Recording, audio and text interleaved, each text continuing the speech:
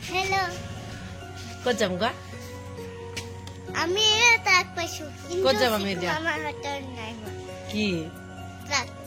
Tak, ami dia kau jam kah? Huh? Ami kau jam dia. Karte. Biasa eta ekbar kene ke hikase ko mai dekhai dia. Asolতে মনে আতৰ খুব ধুনীয়া dress দিছে কিন্তু dress দিলেও বহুত গৰম কাৰণে একেটা দিন মান আজি মই কাৰ্টে শিকাম ওই বা সবা আপনা দে নমস্কাৰটো কেনেকে কৰে নমস্কাৰ তাতে কাৰ্ডত কেনেকে কৰে দেখাই দিয়া আৰু আমি দুইজনে এতিয়া মনৰ থবলৈকে যাম আৰু বিশেষ কাম কেইটামান আছে মানে বজাৰ আছে ডেইলি বজাৰ আৰু জানহুনৰ লগত আছে গতিকে আমি দুইটা এতিয়া বাবে কোৱা কেঁচা চব্জি বজাৰ নিজে কৰি অনাটোৰ নিচিনা সুকীয়া আমেজ একেবাৰে নাই নিজে বনাম যিহেতু নিজক কি কি প্ৰয়োজন হয় সেইটো বস্তু নিজেই জানো নহয়নে গতিকে নিজে দোকানৰ পৰা বজাৰৰ পৰা কিনি আনি ৰবা বাই বাই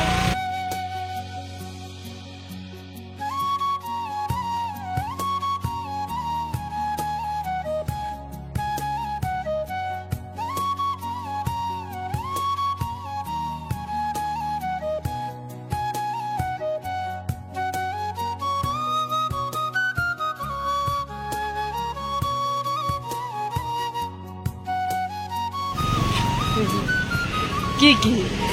অৱস্থা নাই কি আহিলে আহিলো আৰু নিবলৈ তুমি এতিয়া যাব লাগিব নহয় উঠা একে বেগ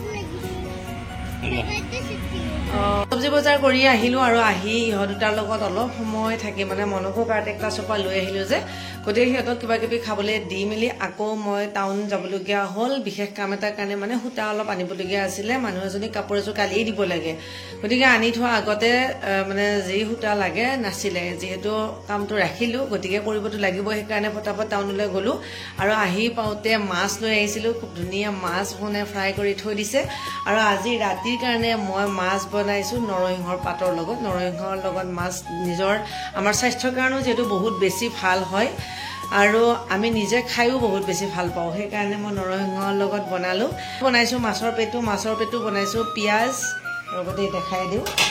আৰু আজি ৰাতিৰ বিশেষ হৈছে এয়া চাটনি হৈছে এয়া গেছ নিশ্চয় কৰিব পাৰিছে লগতে কোনে কোনে ভাল পায় সেয়া জনাব দে এয়া পদিনা লগতে পিছত দিয়া হৈছে তেতেলী পদিনা আৰু তেতেলীৰ কম্বিনেশ্যন কিমান বেছি ধুনীয়া আৰু পিছা হৈছে এয়া মিক্সিত নহয় মানে পটাত আৰু এয়া চাওক নে চোৱা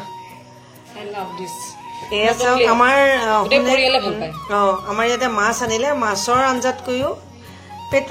পেটুৰ ভাজিখন বেছি ভাল পায় এয়া মই ভাত ভিন্দেও ভাল পায় সৰু মানুহেও ভাল পায় ময়ো ভাল পাওঁ ভাতৰ লগত বনাইছো আৰু আপোনালোকে বনালে এয়া মানে কি আছিলে বেঙেনাৰ লগত বনাব পাৰে এয়া মইনাৰ কাৰণে বনাইছিলো স্পেচিয়েলি চয়াবিনৰ তৰকাৰী কি হ'লনো গাজৰ খাই বেয়া পায় গাজৰ খাই বেয়া পালে আমাৰ মানে গাজৰ খাই বেয়া পোৱা মানুহ এটা হৈছে মই কিন্তু গাজৰ কিয় খাব লাগে গাজৰ বৰ বেয়া পায় কিন্তু পোলাও দিলে বৰ ভাল পায় সেইটো স্পেচিয়েল মানে ৰেচিপি আৰু সেইটো খাবলৈ গ্ৰহণযোগ্য হয় কিন্তু গাজৰ কিয় খাব লাগে সেইটো মই নকওঁ সেইটো মই ক'ব গ'লে মোৰ ভুল হ'ব কোৱাত কিন্তু গাজৰ খালে যে আমাৰ বডি পাৰ্টছৰ কোনোবা এটা জেগাত ভাল হয় সেইটোৰে প্ৰমাণ হৈছে এই নিউডৰ কেৰট চিড হেয়াৰ অইলটো দেই ইমান বেছি ভাল নহয় একদম নেচাৰেল এটা হেয়াৰ অইল হয় যাৰ কোনো ধৰণৰ ছাইড ইফেক্ট নাই গাজৰ খাই বেয়া পোৱা সকলে এটলিষ্ট এইটো ব্যৱহাৰ কৰিবৰ কাৰণে বেয়া নাপাব কাৰণ খাবহে নোৱাৰি ব্যৱহাৰটো কৰিব পাৰি ৰেগুলাৰ হোৱাৰ আগতে আমাৰ সোণৰে মোৰ এগাল লেকচাৰ মেইন কথাটো হৈছে আমি নেক্সট ডে কোনে কি কাম কৰিম গোটেইখিনি আমি আলোচনা কৰি লওঁ আৰু আজি ভাবিছো কথাখিনি কৈ থাকোতে মই মোৰ কামটোও কৰো ভাবিছো অহাকালি চুলিখিনি ধুব লাগিব আৰু যিহেতু চুলিখিনি ধুম আগদিনাই তেলখিনি লগাই থব লাগিব সেইকাৰণে চুলিখিনিত মানে তেল লগাই মাছাজ কৰোঁ মই ইউজ কৰি থকা তেলটো হৈছে নিউডৰ কেৰট চিড হেয়াৰ অইল এই তেলটো লগোৱাৰ এটা মেইন কাৰণ হৈছে এই তেলবিধে আমাৰ চুলিখিনি গ্ৰোথ হোৱাত বহুত বেছি হেল্প কৰে লগতে চুলিৰ ষ্ট্ৰেংথ খুব বেছি ভাল কৰে আৰু এই তেলটো মেইনলি বনোৱা হয় মানে ইয়াত আছে carrot seed oil almond oil লগতে ভিটামিন ই অলিভ অইল আছে ইয়াতে সানফ্লাৱাৰ অইল কাস্টৰ অইল এইবিলাক আছে আৰু এইবিলাকে আমাৰ চুলিখিনি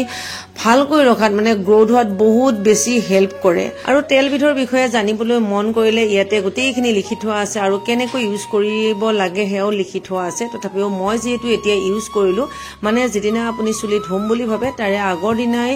ইউজ কৰিব আগদিনা ৰাতি ইউজ কৰি খুব ধুনীয়াকৈ 15 মিনিট মান চুলিখিনি মাসাজ কৰি ল'ব আৰু এইদৰে মাসাজ কৰি পিছদিনা ধুই দিব লাগিব আৰু মই ঠিক এইটোৱে কৰিলো চুলিখিনি মাসাজ কৰি মেলি এতিয়া এয়া থৈ দিলো আকৌ অহা কাইলে আপোনালোকক লগ পাম দেই The next day. পুনৰ আকৌ ৰাতিপুৱাই আহিছো ভিডিঅ'টিৰ মাজলৈকে কালি এয়া তেল সানি থৈ দিছিলো আৰু এতিয়া ৰাতিপুৱাই শুই উঠিয়ে ঘৰৰ কাম মন শেষ কৰি গা ধুই আহিলো আৰু এয়া ৰাতি সানি থৈ দিছিলো তেল আৰু এতিয়া খুব ধুনীয়াকৈ চুলিখিনি ধুই দিছো সঁচাকৈ বহুত বেছি এটা মানে ভাল হয় এই তেলটো যদি আপোনালোকে আজিলৈকে ইউজ কৰা নাই তেনেহলে এবাৰ ইউজ কৰি চাব যদি প্ৰয়োজন বুলি ভাবে কিনিবৰ কাৰণে মই ডেসক্ৰিপচনত লিংক দি থৈ দিম আপোনালোকে তাৰ পৰা ক্ৰয় কৰি ল'ব পাৰিব আৰু এতিয়া আহিছো কিচেনলৈকে বিশেষ বস্তু এটা বনাবলৈ লৈছো এয়া হৈছে মেছকা টেঙা আমি মেছকা টেঙা বুলি কওঁ আপোনালোকে কি বুলি কয় হেয়া জনাবচোন এইখিনি বনাম মই এতিয়া মাছৰ লগত বিভিন্ন উপায়ে খাব পাৰি হুদা টেঙা বনাইও খাব পাৰি বা কেতিয়াবা দালিত দি খাব পাৰি কিছুমানে মাংস বনালেও দিয়ে বোলে মই মাংস দি পোৱা নাই আজিলৈকে আৰু মই এতিয়া বনাম এয়া কালি আনি থোৱা মাছ ফ্ৰাই কৰি থৈছিলোঁ যোৱাকালিতো নৰসিংহ বনালোঁ আৰু আজি এই টেঙাখিনিৰে বনাম কাৰণ দিনত গৰম যে টেঙা খাবলৈ বেছি ভাল লাগে নহয়নে সেইকাৰণে এতিয়া এই টেঙাখিনি মই বনাম আৰু কেনেকৈ বনাম মই সেয়াও আপোনালোকক দেখুৱাই দিম প্ৰথমতে মই এই টেঙা পাতখিনি খুব ধুনীয়াকৈ সৰু সৰুকৈ কাটি লৈছো খুব বেছি মিহি নকৰিলেও হ'ব মই যেনেকৈ আপোনালোকক ভিডিঅ'ত দেখুৱাইছো তেনেকুৱাকৈ কাটি ল'লে হয় মই আচলতে এনেকুৱাকৈ লওঁ কাৰণে মই আপোনালোকক দেখুৱাইছো এইখিনি ৰেডি আৰু আলু দুটা বইল কৰি লৈছো আলুখিনিও বইল কৰি উঠাৰ পিছত বাকি হেয়া কেৰাহী গৰম হৈ গ'ল পিয়াজ এটা ইউজ কৰিম বহুত বেছি একো নিদিও অলপমান একদম অলপমান ইয়াতে অলপ আদা আৰু দুকুটা নহৰু আছে বহুত নাই আৰু পিয়াজটো এদৰে সৰু সৰুকৈ কাটি লৈ তেলখিনি গৰম হোৱাৰ পিছত ইয়াতে পিয়াজখিনি দি দিলো আৰু পিয়াজখিনি ভালকৈ ফ্ৰাই কৰি ল'ব লাগিব ফ্ৰাই হোৱাৰ পিছত দেখিছে কালাৰ অলপ ৰঙা হৈ গৈছে আৰু এতিয়া মই ইয়াতে আদা নহৰু পেষ্টখিনি দি দিছো আদা নহৰু আৰু পিয়াজখিনি খুব ধুনীয়াকৈ ফ্ৰাই হয় মানে আলুখিনি আগতেই মানে মই পিটিকা কৰি লৈ লৈছো এতিয়া আলুখিনি অলপ সময় ফ্ৰাই কৰি লৈ লম একদম গোটেই ফ্ৰাই হোৱালৈকে থাকিব নালাগে যেহেতু অলৰেডি সিজিয়ে আছে আৰু এইখিনি অলপমান ফ্ৰাই হোৱাৰ পিছত ইয়াতে মই টেঙা পাতখিনি আগতে কাটি থৈ দিয়া আছিলে যে এইখিনি টেঙা পাত ইয়াতে দি দিছো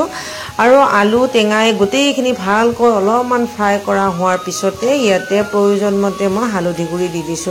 এতিয়া এইখিনি ভালকৈ অলপমান লৰাই মেলি লৈছো আৰু তাতে ইয়া গৰম পানী দিছো পানী অলৰেডি মই আগতে গৰম কৰি থৈছিলো কেতিয়াও মই ঠাণ্ডা পানী নিদো তৰকাৰীত আৰু গৰম পানীখিনি দি উঠাৰ পিছতহে ইয়াতে প্ৰয়োজন মতে মই নিমখ দি দিছো আৰু ইয়া মাছ কালিয়ে ফ্ৰাই কৰি থোৱা আছিলে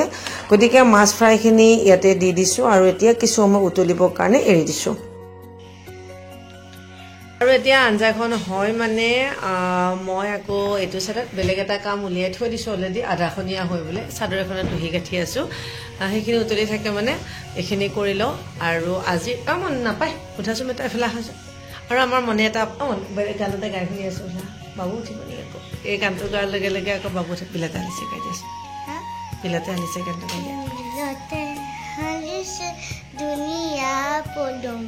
ফুলনি ফুলিছে ফুল সেই ফুলে ফুলে পখিলা উৰিছে হানিছে ৰেণুৰে বল গছৰে ডালত বাহিলে কৈলে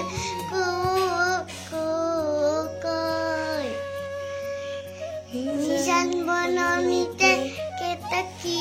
চৰাই নিজান বননিতে কেতেকী চৰাই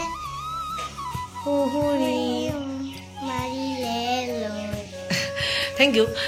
মানে মনে আমাৰ অলপ অলপকৈ গান গাই বহুত বেছি ভাল পায় আৰু গানবিলাক গাবলৈ খুব এটা মন কৰি থাকে যদিও মানে শব্দৰ উচ্চাৰণবিলাক ইমান একো মানে ভাল হোৱাগৈ নাই তথাপিও তাই নিজে বহুত বেছি ভাল পায় কাৰণে ঘৰতে গান গাই গাই মানে খুব প্ৰেক্টিচ কৰি থাকে আৰু দেউতাকেও মানে অলপ অলপ হেল্প কৰি থাকে আৰু আশীৰ্বাদ কৰিবচোন তাই যদি ভালকৈ গান গাব পৰা হৈ যায় ল'ৰা ছোৱালীবিলাকে এতিয়া কি হয় কি নহয় একো ধৰিব নোৱাৰে ন তথাপিও তাই চেষ্টা কৰি থাকে যে সেইটোৱে মোৰ বহুত বেছি ভাল লাগে আৰু এতিয়া মই এই চাদৰখনৰ কাম কৰোঁ লগতে এই ভিডিঅ'টিৰ মাজৰ পৰা মই বিদায় লৈছোঁ পুনৰ নতুন ভিডিঅ'ৰে আকৌ আপোনালোকক লগ পাম তেতিয়ালৈকে আমাৰ এই চেনেলটিৰ লগত আপোনালোক কানেক্ট হৈ থাকিব বাই বাই